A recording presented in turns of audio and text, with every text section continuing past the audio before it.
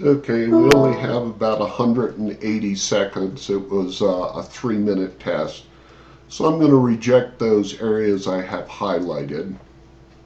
It asked me to pick a name for it.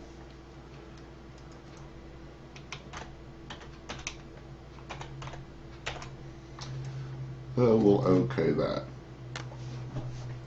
Okay, now let's see what all this works for. Let's look at spectral maps.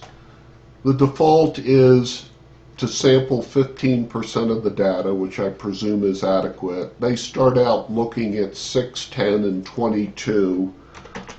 I'm curious about a couple other frequencies, so I will just add those in here.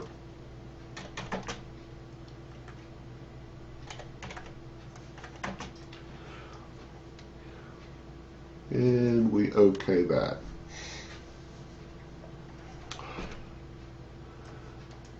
Okay, this is showing the activity per the frequencies over here as to where most of the activity of the 2 hertz or the 22 hertz frequency is taking place in the brain. These colors over here, we can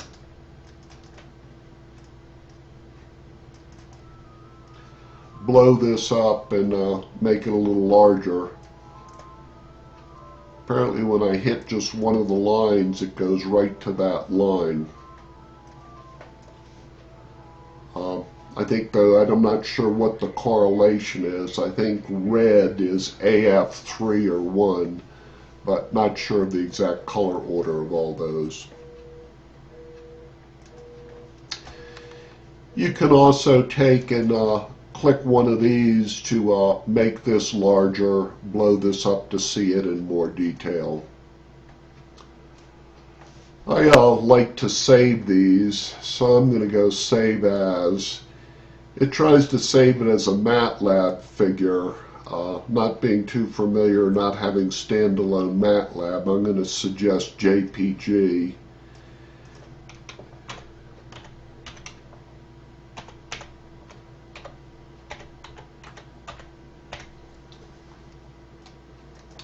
And this lets me load it up on Picasa to share things. Now also I can come here and do a component map in 2D. And we're showing 1 to 14 channels. Right here works fine. If I do that from the beginning, it messes things up.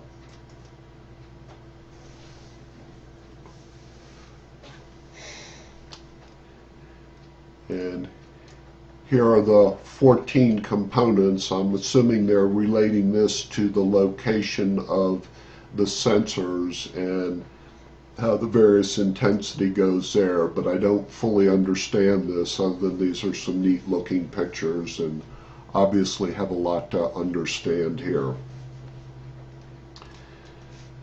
Now we come back here, we can, let me save this one here.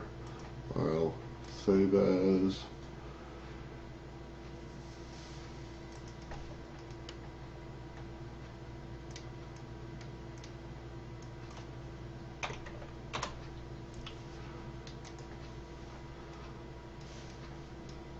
Okay, now let's plot a 3D map. It says I need to do a spline file. I kind of went, and after all these calculations, I found you end up with these 8 strings of numbers. They can be pasted in here, and you can go straight from there. To manually get these located, you can do it this way. And then you go Work Montage, Auto Select, OK, OK, OK. Okay, and then it's put these same numbers here that I had up here.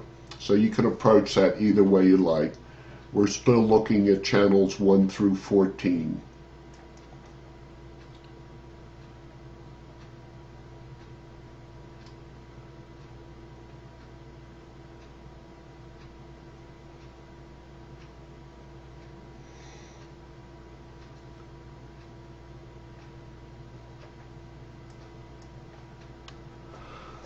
So there you have the extent of my knowledge of EEGLAB after stumbling blindly through it for about 2 weeks now.